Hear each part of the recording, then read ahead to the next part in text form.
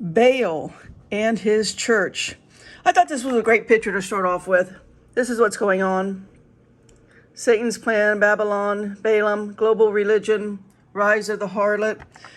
But first, we got to deal with the absolute degradation, the absolute. It's so sad, the degradation of the so-called Christian. They are so caught up in idolatry, and they believe, they follow, they believe, they just hang on the lies of all of the prophets today. So we're called to mark them, all right, to call them out. So let's just go here first. We're going to go right here into Matthew 23. All right, Matthew 23. Now, put yourself in the days of Jesus. And all of Matthew 23 is what Jesus thinks of the church. All right, I'm not going to read all of it. You can see by all of the markings how many times he calls, but woe unto you, scribes and Pharisees, you hypocrites. He does it 8 times. He calls them blind guides, fools, blind. Woe unto you, scribes. Jesus, in Matthew 23, it's what he thinks of the church. The religious leaders, the scribes, the Pharisees, the Sanhedrin, this is what he thinks of the church in his day. In his day, it was so bad. It was so bad in his day. He didn't go to the learned, to the schooled. He didn't go to the religious leaders and ask them to be his disciples. He called them out for the hypocrites, for the blind fools that they are. The church is a blind fool. Why do you think the church is better today than it was in the days of Jesus? We degrade. We continually, only evil continually. We're only going in one direction, evil continually. And today's video is going to be different from any of my other videos I've ever done. I'm going to be showing you some symbols of these people, but I want you to read Matthew 23, right? Matthew 23, look at the fools, blind, righteous. What does that say right here? Woe unto you, dead men's bones. Right here, verse 27, right? Matthew 23, woe unto you, scribes, Pharisees, hypocrites, you are like unto whitest sepulchres, which indeed appear beautiful outward, but are within full of dead men's bones, and of all uncleanness. Even so ye also outwardly appear righteous unto men, but within are full of hypocrisy and iniquity. Woe. You know how many times Jesus says woe in Matthew 23? Look, it's all marked up. Blind fools. You can read that for yourself. I don't need to read to you Matthew 23, but I'm telling you, we've got to pay attention. The church is this bad in the days of Jesus. How much more evil and ridiculous foolishness is it today, over 2,000 years later?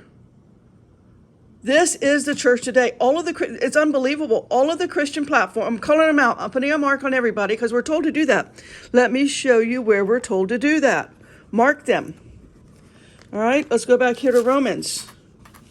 Right here. All right, we are called to mark them. Let me read this to you. Romans 16, starting with verse 17. Now I beseech you, brethren, mark them which cause division and offensive, contrary to the doctrine which ye have learned, and avoid them. Okay, mark them, call them out, and avoid them. They have more subscribers on social media. They have the big box churches. They have a ton of followers because Christians do not understand idolatry. Christians are not taught by these people idolatry. These people are now threatening those who call them out. They're threatening. I'll show you some of that. But here, let's go ahead and read the rest of this. Mark them which cause divisions and offenses contrary to the doctrine which ye have learned, and avoid them. For they that are such serve not our Lord Jesus Christ, but their own belly, and by good words and fair speeches deceive the hearts of the simple. Jesus knows how simple we are and how easily we are deceived, and he's calling it out. Look, it's for their gain, their own belly. They have good words and fair speeches. They're performers. Okay, they're circus leaders. It's a three-ring circus in the world called Christianity. It's nothing but Hollywood idolatry. The church is just another form of Hollywood. And it's the worst form of Hollywood, because I know there's a lot of people out there that have a heart for Jesus, right? There's a lot of God-fearing people, but you're so caught up in idolatry, you just don't care. You just need your itchy ears to be soothed. Let's finish out Romans 16 and verse.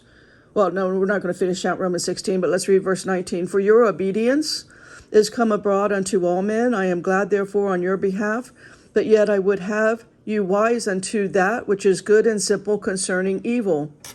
That's what the church is today. Good and simple concerning evil. It's not pointing out what evil is. Now, I'm going to call them out right here and now. Robin Bullock. At the platforms that host him. His Glory. Elijah Streams. Flyover Conservatives. We're going to see some of that. We're going to look at their hand symbols. The symbolism that's out there. Look, it's all going towards evil. So let's do this. Hank Kuhneman, Kent Christmas, Julie Green, Amanda Grace. I know there's a lot more out there. I don't care. Those are the big boxes. Those are the ones that are on all the platforms. If they're on His Glory, if they're on Elijah Stream, if they're on Flyover Conservatives, that's the only ones I know, because I don't want to waste my time with that. Oh my goodness. Let's first go here to Baal. Oh no, this is pineapples. Let's go here. Oh, I didn't want to close that. Anyways, it was, you guys all know, I don't need to do it. Baal is what is worshipped throughout the Bible, right? They keep worshiping Baal. You guys should know that. That is a little g god. But right here, this pineapple thing, we'll come back to that. But let's see here. I didn't mean to close that screen that I did. Here we go with their hand symbols right here. This guy is the most wicked, evil of all of them. And these guys, they're just bobbleheads. They start screaming in the mic and blowing their shofar. They're just bobbleheads, and they're going to take on the hand symbols. You'll see in a minute. I'm going to make sure. I'm going to turn my speaker off because I don't want to hear her screaming. Oh, it's demonic. I don't know what to say other than it's demonic. Here he is with this hand symbol. I'm going to play you a video on how wicked, how old this pagan symbol is, how wicked it is right here. I'm going to read to you later on from this book. Now, why do I have this book? I was told to get this book so I could understand. Here it is. See the author's name right there? This is the book. It's one of the best books that exist for all of the fallen angel symbols. All right. It's all about sex. It's all about immorality. It's all about stars. It's all about astrology and their symbols. So we're going to go through this book and we're going to see that symbol right there. And you're going to understand, he is literally saying, all hail Satan, right there. Now, instead of he can't actually come out and say, all hail Satan. He can't say that. So Satan is giving him a symbol. See, Satan has given him conveniently a hand sign. Now, Hollywood started with that. You know what that is? Star Trek. Hollywood started inserting their satanic symbols early on. When did Star Trek start? I don't really know. Was it the 50s? I think at least the 60s. Hollywood has to reveal themselves. That's the what you think is innocent. Now this idiot, buffoon, I have a righteous anger. Let's just say, what did Jesus use the words? Hypocrite? Okay, this hypocrite is going to tell you this is a map of Jerusalem. That's what he's going to tell. And you're going to buy it. These people are going to do the hand signal. Everybody's going to start doing the hand signal. All these NRA, NAR, fallen angel people, they're all going to start doing that. Soon you're going to have every Christian are going to greet each other this way. You see what they're doing? They're going to get the Christians to say, all hail Satan, because the Christians, and I never called myself a Christian. I knew better than that. I call myself the same thing Jesus calls himself, a true and faithful servant. Look it up in Revelation. That's what Jesus calls himself, a true and faithful servant. All right, so I've got the speaker off so I don't have to hear her celebrating this evil. Yeah, she is going to be celebrating this evil. These guys are just lapdogs. They're just bobbleheads. See, there's their hand sign. There's a hand sign. There we go. And he's going to tell you that's Jerusalem. This guy's worth $42 million. You think that's of God? If I had $42 million, I'd be buying up all of the abortion clinics, taking all of the medical equipment out, and creating, what's the word I want? Homes for single moms. Look at them. Look at that. See that right there? I can't take anymore. Can't take it anymore.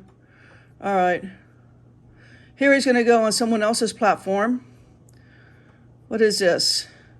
I don't even remember, actually. Yeah, I think they're gonna do the hand signal now. Maybe I went too far past it. But this guy's just a bobblehead. All he knows how to do is kind of bob his head and say, wow. Everything that this guy does, this guy's like, wow. This is the degradation. I don't know how far into it. I meant to key it up when he starts doing his hand signal, but he's going to do it again. Now this is this guy's, thing now. This is very interesting. So the only reason this is a British TV series called The Prisoner. Now I've not watched it. You can see I've watched up to 6 minutes and 41 seconds right there. And I saw 2 symbols and I thought, you've got to be kidding me. The reason that I pulled this up was somebody I was listening to for a short time while I was cooking was saying that he was told early on in his day, so he's been a researcher into symbolism, and that's why the only thing I really listen to outside of listening to the Bible is people on their symbolism, people who I know have spent their lifetime on angelic symbolism, satanic symbolism. I call it angelic because it's all the fallen angels, the dark angels, but it's satanic. And so I was listening to it because I had no idea pineapple was was a symbol. I was clueless about that one.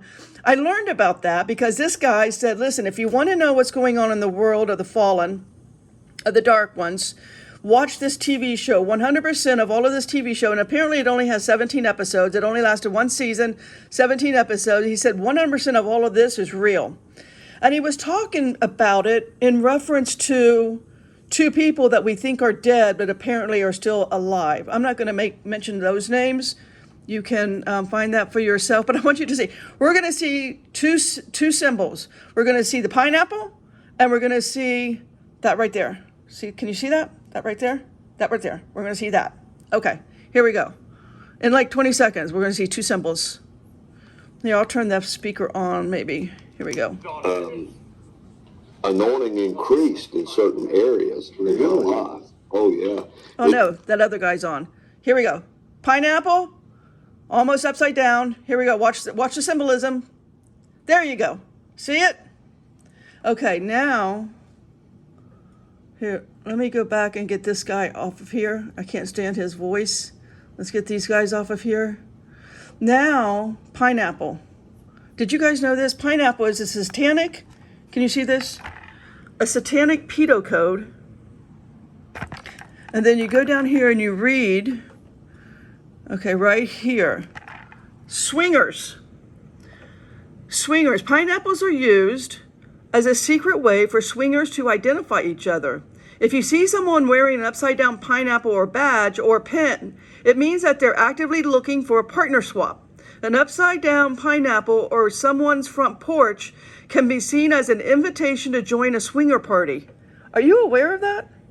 I guess I'm so naive. I didn't know that. Now we can do things with fruit.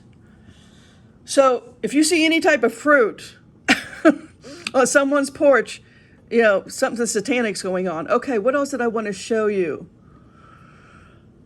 That's the guy. I don't know if there was any more. I wanted to. Oh, here he is. Now here's this guy. This is Drew Bloom. See that? Drew Bloom, 34. He calls this guy out all the time.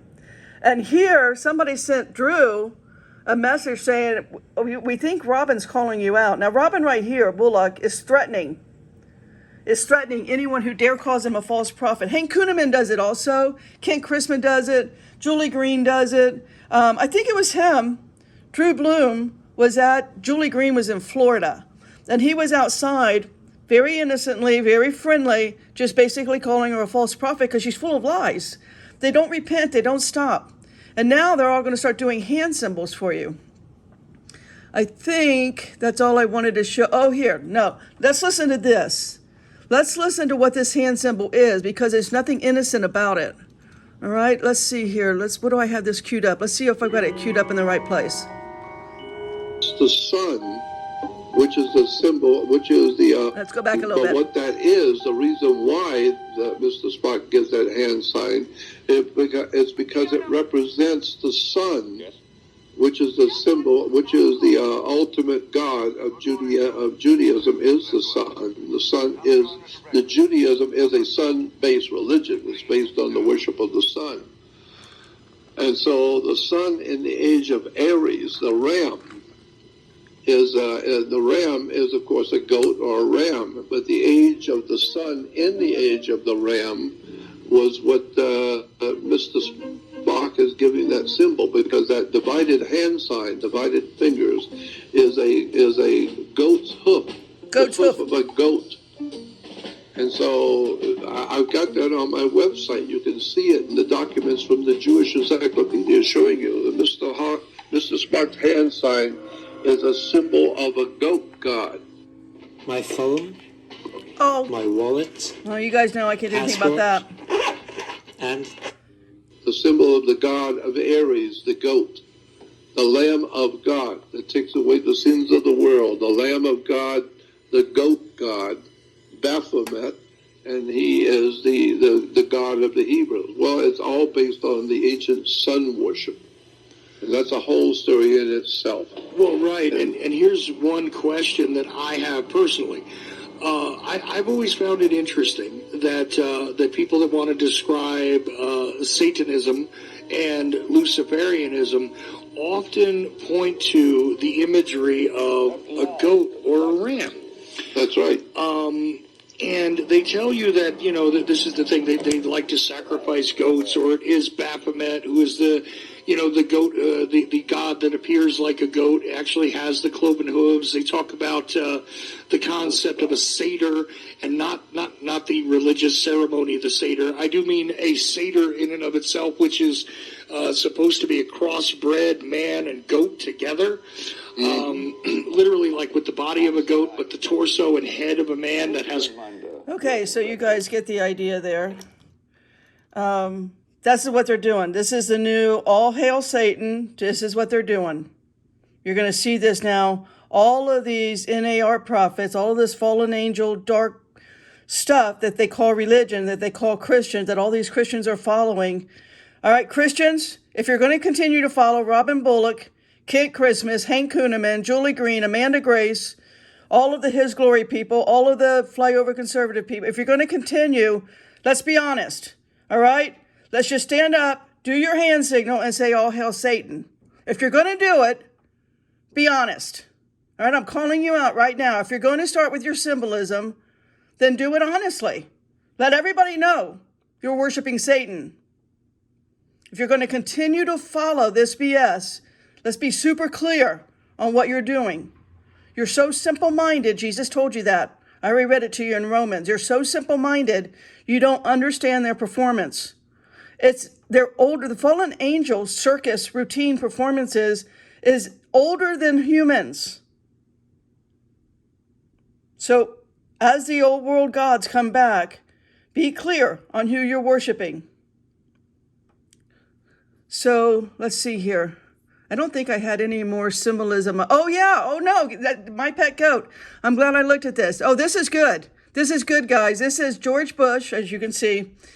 He's in a Florida classroom, and he already knows that Building 1, Tower 1, World Trade Center, Tower 1 has been hit by a plane, taken down. He knows our country's under attack, and he's going to sit here, foolishly, he's going to sit here while Secret Service comes in and says, oh, by the way, now Tower number 2 is taken down. He's going to read My Pet Goat. Do you think, My Pet Goat? Okay, do you really think that's a coincidence? These people have been serving the goat god Baal, horn god. I'm going to show you symbolism. We're going to watch this, and I'm going to show you symbolism. You need to be super clear on who you're worshiping. You don't want to end up in fire. Whoa, I guess you can hear that. When the second plane hit the tower, his chief of staff entered the classroom and told Mr. Bush the nation is under attack. Not knowing what to do, with no one telling him what to do, and no Secret Service rushing in to take him to safety, Mr. Bush just sat there and continued to read My Pet Goat with the children. Sounded like a click. Something in the mirror? Was it over there? Yes, over there, too.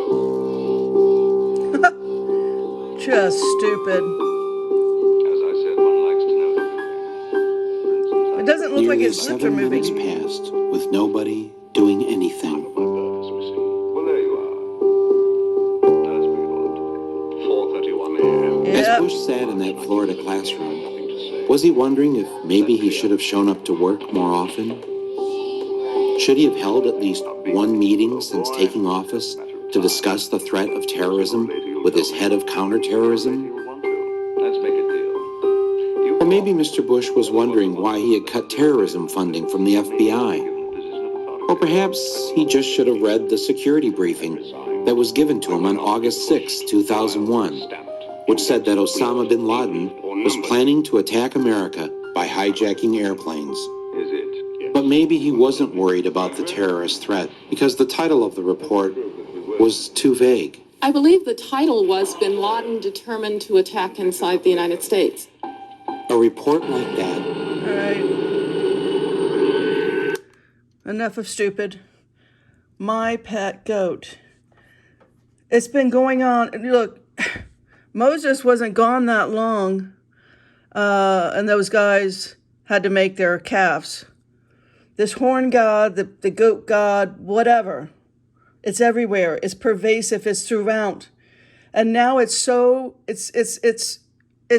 invaded the so-called Christian world nobody opposes it. Nobody stands up. You know, I showed you Drew Bloom. There's also a guy called Alabama Woodsman. He points it out. But, you know, those platforms will never get the size of the so-called Christian platforms, will they? Okay, let's look at some symbolism. Here we go.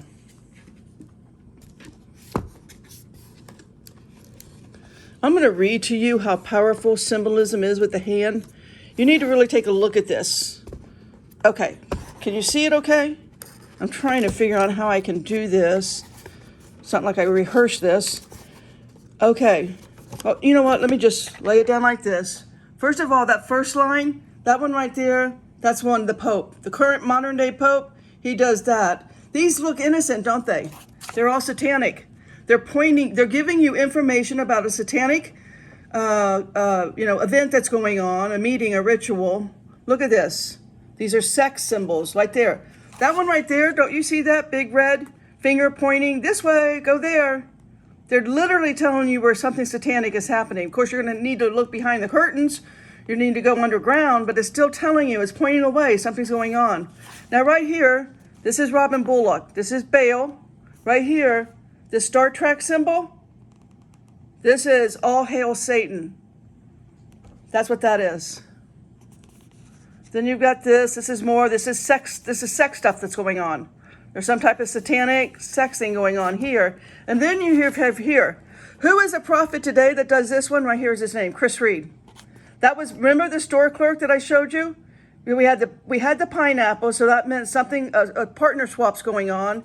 And now we've got this, or this. Look, you think this stuff is innocent and it's not. Let me just read to you the power, how ancient. Okay, let me go here. Let me just read this to you. Okay. So, in early Christian religious art, great attention was given to the pose, an arrangement of hands, heads, and costumes of the saints, virgins, and other figures portrayed, so that the statues or images would fully typify the persons represented in time. The making of holy images and paintings became reduced to a mechanical formula, with the result that early Christian art degenerated into a stilted, unimaginative formalism, which was not overcome until art was rejuvenated by the Renaissance. There we go. Okay, let's look at this last one. This is powerful. In every country and period, grips and signs with the hand and the arm have been employed by secret societies, religious bodies, trade guilds, thieves, prostitutes, robbers, to pass information between members and associates in Oriental countries.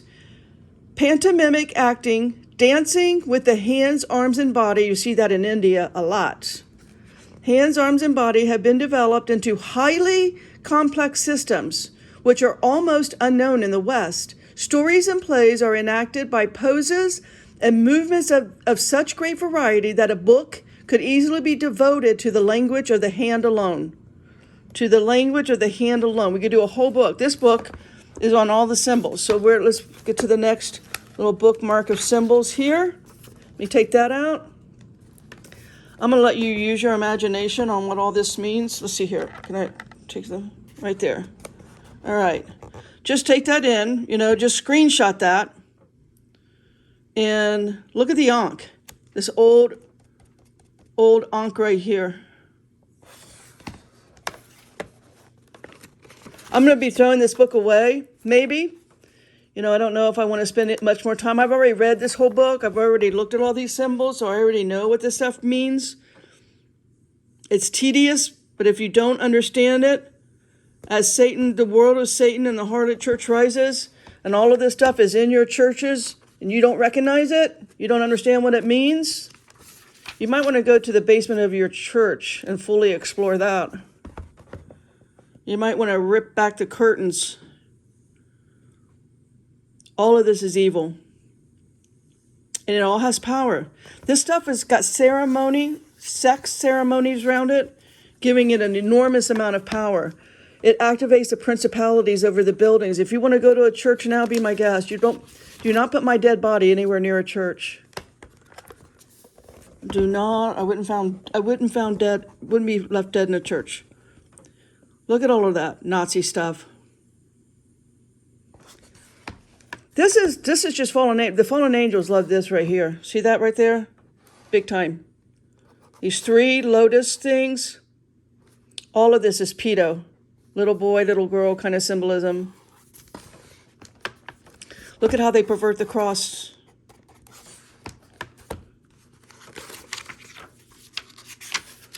I mean, the amount of perversion that this book exposes. The eye of Ra, the stars, all fallen angel stuff. Right here's a lot of fallen angel stuff. Pyramids.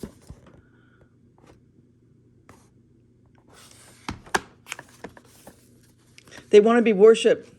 And because they can't quite make their debut as they did in the early days, they will. We're promised that the gods will return. There's nothing new under the sun. Some more of their stuff. More. So, if nothing else, when these Christians that you're following, these so-called prophets who are now threatening everybody, they're now threatening, here we go, the final one. They're now threatening, if you stand up against a prophet, how dare you stand up against a man of God or a woman of God? Well, it is clearly now, Satan has taken over the church so badly now, if they're shipwrecking your faith. They're absolutely shipwrecking your faith. Timothy told you they would do that. Go read 2 Timothy. If you don't believe it, they were doing it in the days of Timothy. All of this, these are all so-called religious symbols. They've all been perverted. All right, I think I've done enough with this. I'm trying to get Rise of the Harlot out today, the rest of it. But honestly, I started downloading 2 just 12-minute episodes yesterday, and they're still uploading. It just doesn't upload. What you think is religious is not. So I don't think I'm going to go through any more of this. A lot of it's Hindu. Just a ton of it. Egyptian and Hindu. It all has to do with, it boils down, everything boils down to astrology for these guys. The worship of the sun, moon, and stars. That's what all this is about. See, this is a tedious read. I did all of this so I could understand the angels, so that when I'm talking to you about fallen angels that I've spent a lifetime with, I studied it. I know them personally. I've been in their ships. I know their stuff. I know their technology. I know their hybrids. I know their nurseries. And I know their symbols. And all God's people said, do not spread that word.